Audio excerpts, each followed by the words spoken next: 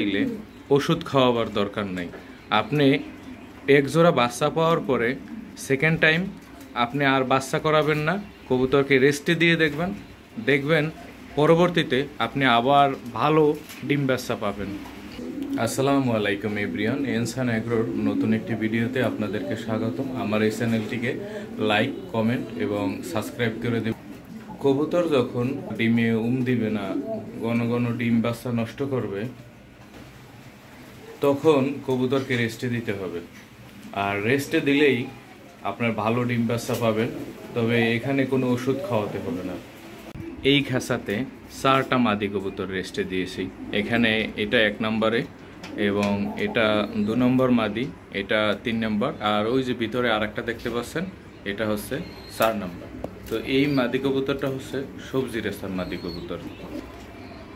অনেকের মনেই প্রশ্ন জাগতে পারে যে আমি 4টা মাদি কবুতর একত্রে কেন রেস্টে দিয়েছি।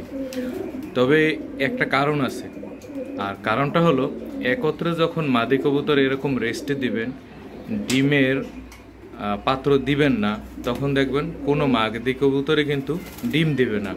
আর এই ডিম না দিলে কিন্তু তার যে একটা পুষ্টির মানটা সেটা কিন্তু সে ধরে রাখতে পারে এবং সে কিন্তু আস্তে আস্তে পুষ্টিতে ভরপুর থাকে, স্বাস্থ্যবান হয় এবং পরবর্তীতে যদি কোনো নর কবুতরের সাথে এই মাদি কবুতরকে জোড়া দেন, দেখবেন আপনি একেবারে নিশ্চিন্তে 10 থেকে 12 দিনের ভিতরেই এই মাদি কবুতর ডিম দিবে এবং তারপরে খুব সুন্দরভাবে তা দিয়ে ডিম ফুটিয়ে ফেলবে।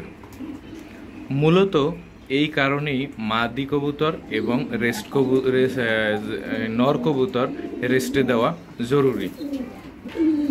কবুতর থেকে ভালো ডিম বাচ্চা পেতে চাইলে ওষুধ খাওয়াবার দরকার নাই। আপনি এক জোড়া বাচ্চা পাওয়ার পরে সেকেন্ড টাইম আপনি আর বাচ্চা করাবেন না, কবুতরকে রেস্টে দিয়ে দেখবেন পরবর্তীতে আপনি আবার ভালো ডিম বাচ্চা পাবেন। মূলত এক জোড়া বাচ্চা দেওয়ার পরে কবুতর কিন্তু দুর্বল হয়ে যায়। সেকেন্ড টাইম যখন আপনি আবার বসাবেন, তখন কিন্তু এই বাচ্চা একটা ফুটতে পারে অথবা ডিম একটা জমতে পারে, আর ডিম একটা জমলে কিন্তু একটা বাচ্চা ফুটবে। আর যখন আপনি রেস্টে দিয়ে আবার কবুতরকে জোর দিবেন, তখন দেখবেন 2টো ডিমই আপনার জমবে এবং 2টো বাচ্চাই খুব সুন্দর স্বাস্থ্যবান হবে।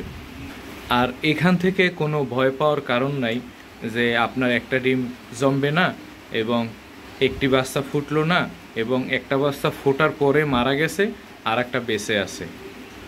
আমাদের অনেকের মনে প্রশ্ন জাগে যে একটা ডিম জমলো না কেন, একটা বাচ্চা ফুটলো আর একটা ফুটলো না কেন।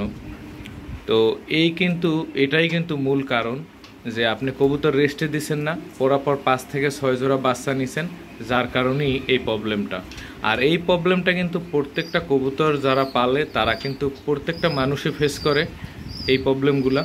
আর এই প্রবলেমগুলো আমিও ফেস করছি। পরবর্তীতে আমি বুঝতে পারলাম যে আমি এই একটা মাদি কবুতর থেকে 12 জোড়া বাচ্চা নিছি এবং এই মাদি কবুতর থেকে 6 জোড়া নিছি, এটা থেকে 6 জোড়া আর এই পিছনেরটা থেকে 2 জোড়া, যার কারণে এখন এই গত মাসে আমার কিন্তু প্রায় 5 থেকে 6 জোড়া বাচ্চা নষ্ট হয়েছে এবং মারা গেছে। আর এখন আমি এই কারণেই কবুতরগুলোকে রেস্টে দিয়েছি। তো বন্ধুরা, আমার এইখানে কোন মাদি কবুতরটা আপনাদের বেশি পছন্দ হয়েছে অবশ্যই কমেন্ট করে জানাবেন। এই প্রথম একটা মাদি কবুতর এখানে দেখেন মাথায় জুটি আছে, আমার কাছে এই কবুতরটা খুব বেশি ভালো লাগে। এরপরে এই আরও একটা আছে, এটাও খুব ভালো, বাচ্চা ফুটাতে পারে, খুব কেয়ারিং, যত্ন নেয় বাচ্চাকে ভালো খাবার খাওয়ায়। এরপরে এই আর একটা এবং ওই যে পিছনে আরেকটা দেখতে পাচ্ছেন সাদা। তো আপনাদের কোন মাদি কবুতরটা বেশি ভালো লেগেছে অবশ্যই কমেন্ট করে জানাবেন। আর আমার এই ভিডিওতে লাইক, কমেন্ট এবং আমার এই চ্যানেলটিকে সাবস্ক্রাইব করে দিবেন, যাতে আমি আরও ভিডিও আগামীতে আপলোড করতে পারি, একটি আগ্রহ পাই। আসসালামু আলাইকুম, ভালো থাকবেন, আল্লাহ হাফেজ।